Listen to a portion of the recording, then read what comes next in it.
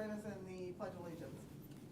I pledge allegiance to the flag of the United States of America and to the republic for which it stands, one nation, under God, indivisible, with liberty and justice for all.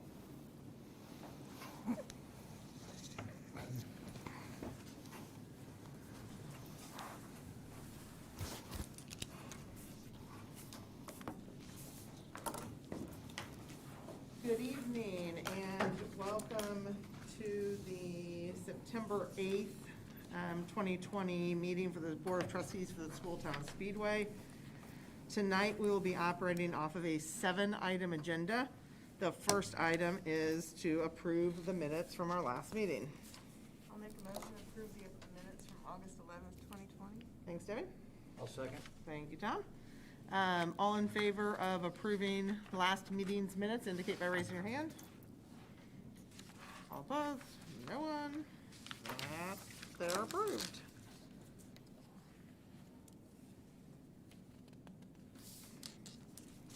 I think we are not passing these again. Is that correct, folks?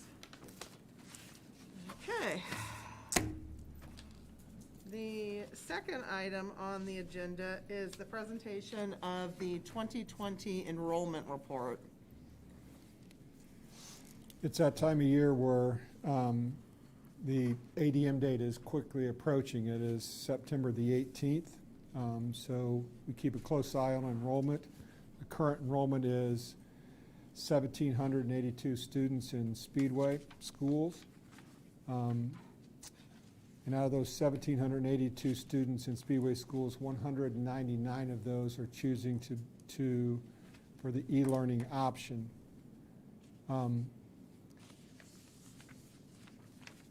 One of the things that I'm going to talk about is number of students that we've had that have been involved in either isolating or quarantining due to COVID. Currently, we have 356 students since the start of our school year. 356 students since the start of our school year that have been either isolated or quarantined, and that's as of today. And that could be up to 10 days or 14 days. Some of them have been a little bit less because the guidelines have changed a little bit from the Indiana Department of Health. Used to be when a student came to school and they had even one small symptom of COVID, we would recommend to isolate them, send them home for a period of 10 days. If they've been in contact with someone that had been a positive case, to send them home for 14 days. There was no way to get a student back into school when this first started. They had to fulfill that quarantine period. The Marion County Department of Health and Indiana State Department of Health have changed those guidelines several times. Matter of fact, a new change just came as of Friday. But one of those changes was if you are developing symptoms of, and bear in mind that the parents were very frustrated with, my child had a runny nose or a cough and they were sent home and they had no way to get them back in school. Now that the Department of Health has said that if you want to get tested and that test comes out negative, then you can buy yourself back in with that negative test, which families and students have taken advantage of. We've had staff take advantage of that also. That's not the case if you've been around somebody that has tested positive. You still have to stay out for the 14 days. So 356 students have lost some education, or that's not true, not lost education, but not allowed to come to school for a period of time to stay away from the possibility of infecting others. What's interesting with this is we've only had 3 positive cases in Speedway schools. 3 positive cases in Speedway schools, and 2 of those are from the same family. I'm here to say tonight that those 3 students are back in school. Everybody's doing fine. So it's just a period of time that we're going through that it's better to be safe than sorry. And I can tell you that those numbers aren't even close to our surrounding school districts as far as cases. And I believe part of that is when we see something that we think that is COVID related, we isolate our students or our staff members and have them stay home. So that is affecting our e-learning, because at times when those people are in home, we put students on e-learning for a short period of time. We also send packets home. It's not a one size fits all in the way we take care of the learning when they're gone. And if a parent or a student feels comfortable with that e-learning opportunity, then we will do that e-learning. If the parent doesn't feel comfortable with that, then we send home packets to keep them up with their work. And so far, it's working very well. One of the things that, last thing I'd like to report with this is, when this first started on March the 12th, we were not prepared for our kids to be e-learning in Speedway schools. We had devices in our corporation. We just didn't have quite enough of them. And quite honestly, we didn't have as many as we thought we had. We didn't have enough of them. And our teachers weren't trained on how to teach in e-learning. And think about that as not one staff member in our school district were taught how to teach students that weren't there in front of them. So it's a whole learning curve. So we had to teach them. We had to teach them to do this, and we had to teach them with them not being in the building. So as you remember, this was during COVID time, and we were told to stay away. So I am not happy. I'm ecstatic with where we're at right now. We have, as of today, enough devices for every student in Speedway to have one. If we had to shut down, our students could all take home a device from K through 12. They could all take them home in a carrying case that would protect the device. Our teachers are much better today as far as learning how to instruct electronically. And we're getting better each day with that whole process. So there's some goods that's happened through COVID, and one of those is that we have devices for every student in our building, and our buildings are starting to become more and more set up for e-learning. And what I mean by that is wireless access points throughout our buildings. We just got our shipment of wireless access points in. Some of our buildings, like the junior high, for example, was a building that was built when every wall was cinder block.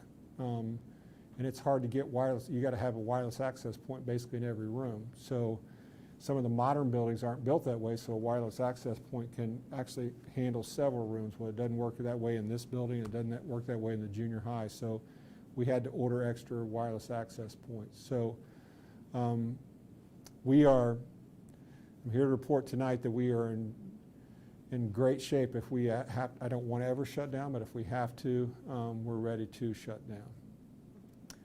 So is there any questions as far as the enrollment or as far as e-learning, or as far as how we're doing in terms of getting our kids ready for this process? We're starting, 24 days have been completed. 24 days completed. We're on day 25 tomorrow. We're knocking halfway point basically of the first 9 weeks. At the beginning of this, on August 4th, 5th, 6th, I don't think anybody in this room thought, are we going to get here or not, or we just didn't know. And now that we know, we're getting some learning. Learning is taking place, and it's in person, and our teachers have done a phenomenal job, along with the administrators, just the whole staff. Very proud of them to get to this point. Teachers are tired right now because this is something, teaching out of the mask, trying to teach. Some of our teachers are doing the online plus in class. And that's something that we want to continue to monitor and report back and see what we can do to help.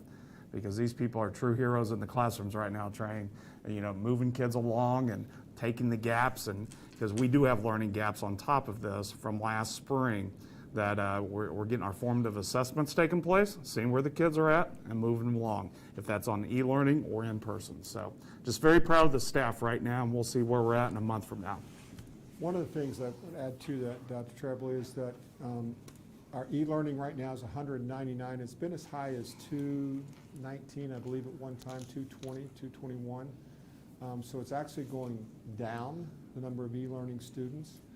And if there's parents watching this board meeting, we said that for the high school students that we want our high school students to choose e-learning or face-to-face and stay that way for a semester due to credits.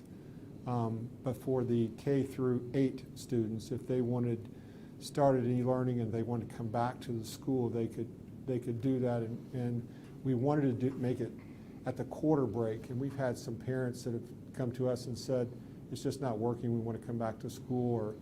And we've got some parents that I've talked to just recently about coming back at the quarter break as far as coming back to the face-to-face learning, and we're ready to make that happen. So what we want to do is what's best for each individual family, and what we don't want is to go back and forth. But if a family says this is working, great. If it's not working, come back to school. I think there's merit in both of those cases. Come back to school, we'll do what we can to help them.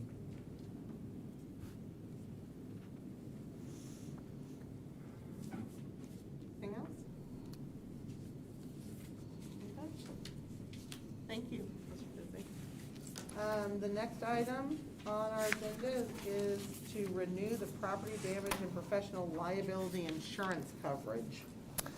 Past practice or past history, we do very well at Speedway with low, basically we do not turn in very many type of liability insurance or claims to Liberty Mutual. Unfortunately, as I'm building up, we did not have a very good year. Starting with the cyber incident we had in 19, we also had some high workman comps, in addition to a water leak at the junior high. And the water leak at the junior high wasn't a big deal, except it was in the second story, and guess what was below the second story? It was our tech room. So out of all the places that we had a little bit of a claim there to get reimbursed and fix the problems that we had during the COVID time of a leaky faucet there. So with saying that, we've used Carter Matthews for years. Now Jason Rich has taken that over. I truly believe we'll get back to a normal increase for next year.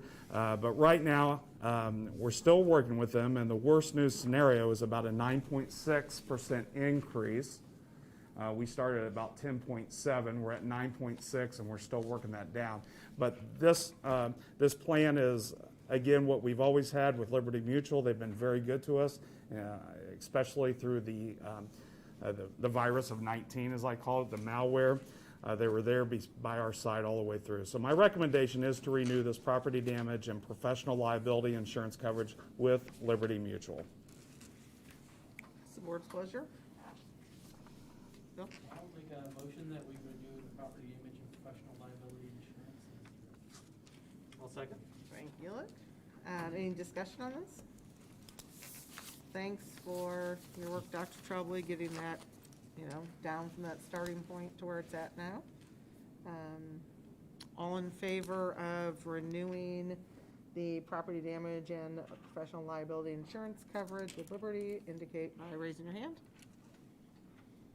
That passes 5-0. Next, we will acknowledge $81,641.71 in grants. Looks like we have a lot of individuals who are donating to the athletic fund. That's just incredible, and we thank you. I think this is going to be an interesting year for athletics, and things like losing the race parking and whatnot. So that's just wonderful. The next item is to approve the personnel report. The personnel report has 5 items on it for this month. Kenneth Blaker is being recommended as a custodian at Newbie. We've increased our custodian because we've increased the square footage of what's going on at Newbie. Nick Payden is a special project at the junior high school. He's helping out with our cross-country team, which is increased in size. Jacob Temple is a high school volunteer boys soccer coach. Lydia DeWeese is a volunteer high school volleyball coach. And then there's a request for disability leave from Amy Mole. My recommendation is that we approve the personnel report as presented. Tom? I'll move that we approve the personnel report as presented. I'll second. Thanks, Debbie. Any discussion on this? All in favor of approving the personnel report as presented, indicate by raising your hand. And that passes 5-0. We do not have any visitors to recognize. Do we have any other business, Dr. Trebley? Okay. Then we will retire to approve claims. That's it.